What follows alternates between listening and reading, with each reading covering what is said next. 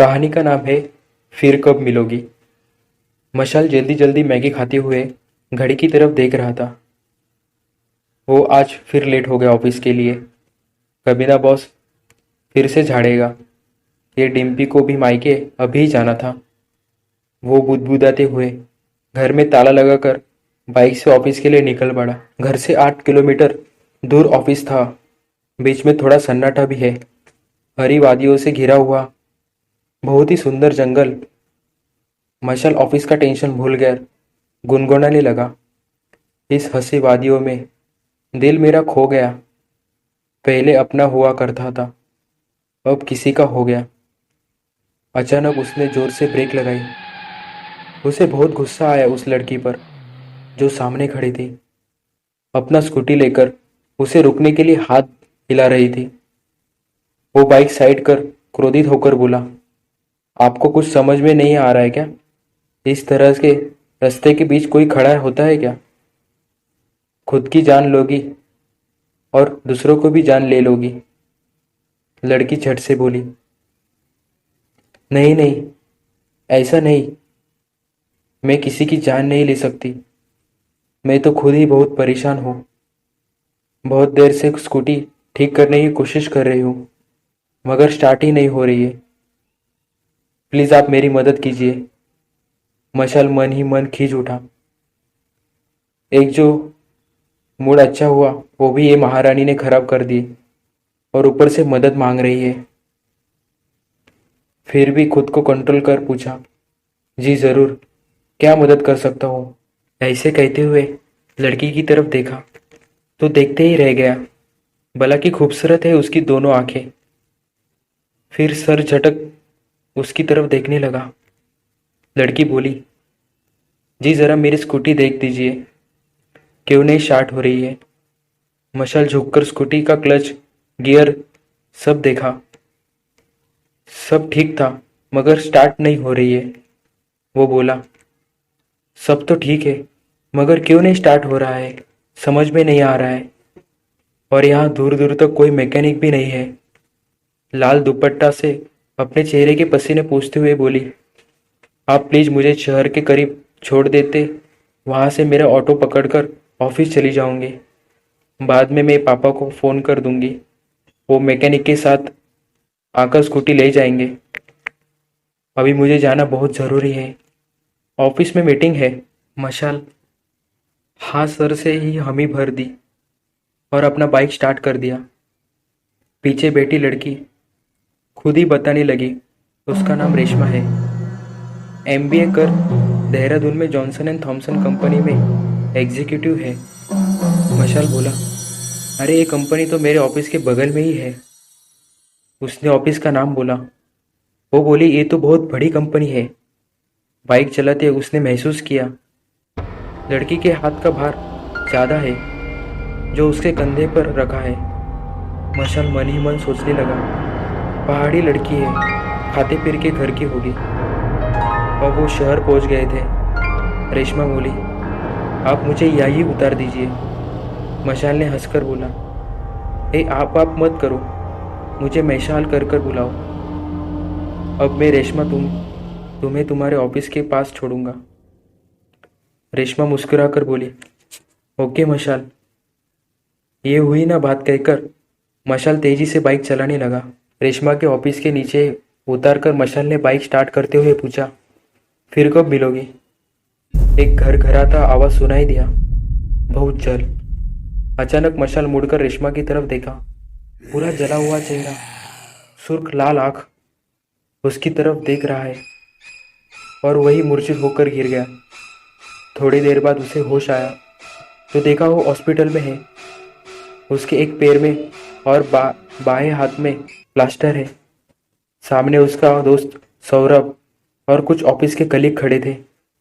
सौरभ बोल रहा था, किसी तरह टाटा सुमो तुमको मारकर भाग गया था। भला हो उस लड़की का जो तुम्हें यहाँ तक लाई। लड़की? मशाल बोल उठा, कैसी थी वो लड़की? ये सुनकर सब हंसने लगे। सौरभ बोल उठा, हुस्न की परी थी, कोई पहाड़ी लड़की है और सबसे सुंदर उसकी आंखें थी। ऐसे लग रहा था सारा जहां उसमें ही समा गया है। मशाल के माथे पर पसीना बहने लगा। वो थरथरा उठा। सौरभ उसकी तरफ देखकर घबरा गया। वो उसे हिलाकर पूछने लगा, क्या हुआ मशाल? तुम ठीक हो ना? डॉक्टर को बुलाओ। मशाल सजग हो गया और बोला, अरे नहीं। हाँ सौरभ, उसने अपना नाम भी बताया था। सौरभ हंसते हुए बोला, रेशमा। यही नाम बताया था। मशाल बोला, वो अच्छा। कहकर वो चूक गया। शाम को डॉक्टर आए, चेकअप करके जाने लगे। तो उसने डॉक्टर से पूछा, उसे कब डिस्चार्ज करोगे? उन्होंने हंसकर बोले, बस 3 दिन में मिस्टर मशाल। मशाल धीरे से बोला, थैंक यू डॉक्टर। अभी उसे डिम्पी की बहुत याद आ रही थी। सोचने लगा, डिम्पी सुनकर बहुत घबरा जाएगी। उसे डिस्चार्ज के 1 दिन पहले बता दूंगा। खामखा उसे इतना दूर हर दिन आना पड़ेगा। और सोहम तो अभी 2 साल का ही है। ये सोचते सोचते कब उसे नींद लग गई। अचानक उसे अपने कंधे पर भारी दबाव महसूस हुआ। मशाल घबरा कर उठने लगा। तभी नर्स बोलने लगी, अरे ये क्या कर रहे हैं आप सर? आपका बीपी चेक कर रही थी। ओह, कहकर मशाल डरते डरते नर्स की तरफ देखा। मोटी सांवली लंबी थी। मन ही मन बुदबुदाया, इसी से इसके हाथ मुझे भारी लग रहा था। और मैं सोच रहा था, कहीं रेशमा तो नहीं है? नाम लेते ही उसके बदन में झुरझुरी सा लगा। नर्स बोल रही थी कि ज़्यादा टेंशन नहीं लेने को, नहीं तो बीपी और बढ़ जाएगा। आपने अपने घर वालों को फ़ोन कर दिया है। उसने झूठ बोल दिया कि उसने फ़ोन कर दिया। नर्स हंसते हुए दवा दी और बोली, अब आप सो जाइए, गुड नाइट। वो कहकर लाइट ऑफ कर नाइट बल्ब जला दी। मशाल धीरे धीरे सोने की कोशिश करने लगा, लेकिन हाथ में जिसे नर्स ने पकड़ा था वो बहुत दर्द होने लगा था। आह कर अपने ही हाथ से दूसरे हाथ को दबाते दबाते सो गया। सुबह वार्ड आकर सफाई करने लगा और गुनगुनाने लगा, वो आज मौसम बड़ा बेईमान है, बड़ा बेईमान है। पता नहीं, सुबह सुबह सुनते मशाल का दिन गर्म हो उठा। उसने वार्ड बॉय को बोला, चुपचाप काम करो, उसके सर में दर्द हो रहा है। वार्ड बॉय माफ़ी मांगते हुए काम करने लगा और निकल गया। पैर के दर्द से उसे डिम्पी की याद आ गई।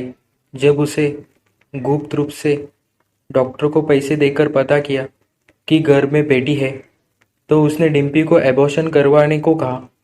डिम्पी कितना गिड़गिड़ाई, मगर उसने एक ना सुनी और एबॉर्शन करवा दिया। डिम्पी कुछ कहती, मगर उसके आंसू बहते रहते।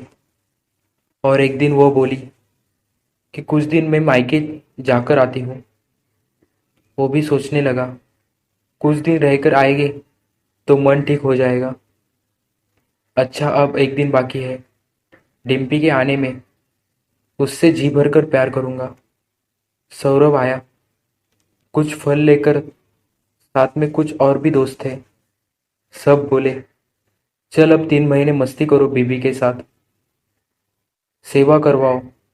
सौरभ हंसते हुए बोला, सेवा का फल मेवा भी मिलेगा, क्यों मशाल? मशाल हंसकर रह गया। विजिटिंग का समय खत्म होने वाला था। मशाल सौरभ को बोला, कल डिम्पी और माँ को लेके आना।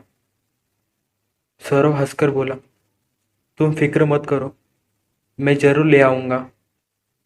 इतना तो भरोसा रखो यार। अरे बहुत भरोसा है तुम पर सौरभ। फिर सब कोई निकल गए। सौरभ अखबार लेकर पढ़ने लगा। अचानक उसे लगा कमरे के बाहर कोई खड़ा है, लेकिन वो उठ नहीं सकता था। कौन है? कौन है? उसने आवाज़ लगाई, मगर कोई आवाज़ नहीं दिया। वो जोर से चिल्लाया, सिस्टर, सिस्टर। तभी सिस्टर कमरे में आई। क्या हुआ? उसने पूछा। मशाल बोला, कमरे के बाहर कोई खड़ा है। सिस्टर देखकर बोली, अरे कोई तो नहीं है, कहकर पर्दा उठा दी। मशाल देखा, सच में कोई नहीं है। सिस्टर बोली, बहुत ब्लीडिंग होने से कमजोरी हो गई है, अब अच्छे से खाओ, ठीक हो जाओगे। वो धीरे से बोला, अब यहीं पर हो। वो हंसकर बोली, ठीक है, मैं यहीं बैठती हूँ। थोड़ी देर बाद डिनर आ गया। वो अनमना होकर खाने लगा। नर्स खुद उठकर अपने हाथों से खिलाकर दवा खिला दी और बोली, अब सो जाओ। वो सो गया, खुश था डिम्पी से कल कितने दिनों बाद भेंट होगा। सुबह वही नर्स आई, गुड मॉर्निंग बोलकर पीला गुलाब दी और बोली, चलो आज से तुम मेरे दोस्त हो। मेरे दोस्त रहोगे क्या? मशाल बोला, हाँ जरूर। वो हंसते हुए बोली, अच्छा तो फिर कब मिलोगे? मशाल बोला, जल्द आऊँगा आपसे मिलने। मुड़कर उसकी तरफ देखा, वही जला चेहरा, सुर्ख लाल आँख, और वह वही बेहोश हो गया। नींद टूटा तो देखा डिम्पी, सोहम, सौरभ सब खड़े थे। डिम्पी बोली, कितनी देर से बैठे हो, तुम सोए ही जा रहे हो। नर्स बोली, ये नींद की दवा का असर है, इसके लिए नींद आ रही है। हॉस्पिटल से डिस्चार्ज करवा कर सौरभ आ गया, फिर सब घर चल दिए। मशाल को रह रह कर उस नर्स का चेहरा याद आ रहा था। आखिर उसके साथ ऐसा क्यों हो रहा है? अचानक से ड्राइवर ने जोर से ब्रेक दबाया। सब घबरा गए। ड्राइवर बोला, एक लोमड़ी का बच्चा आया था, उसे बचाने में ऐसा हो गया। माँ बोली, कोई बात नहीं बेटा, तुमने नेक काम किया है। मशाल धीरे से डिम्पी की तरफ देखा, जिसकी आंखों में आंसू झलकते थे। वो बुदबुदाया, मुझे माफ कर दो डिम्पी।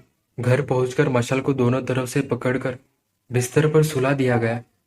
डिम्पी घर की सफाई की, फिर खाना बनाई, मशाल को खिलाया, सोहम को भी खिला दी, माँ का बिस्तर लगा दी।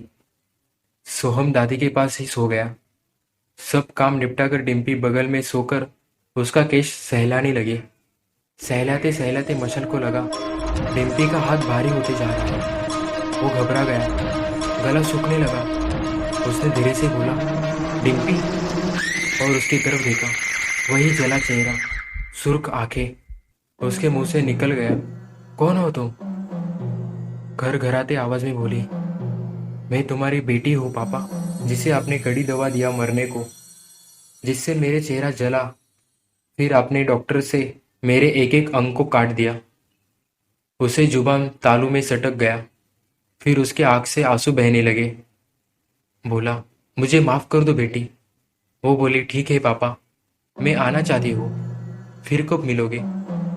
वो बोला, इसी जन्म में बेटी, इसी जन्म में। अचानक डिम्पी उसे बोल रही, अरे आप कोई बुरा सपना देख लिए। उसे धीरे से बोला, बुरा नहीं, अच्छा।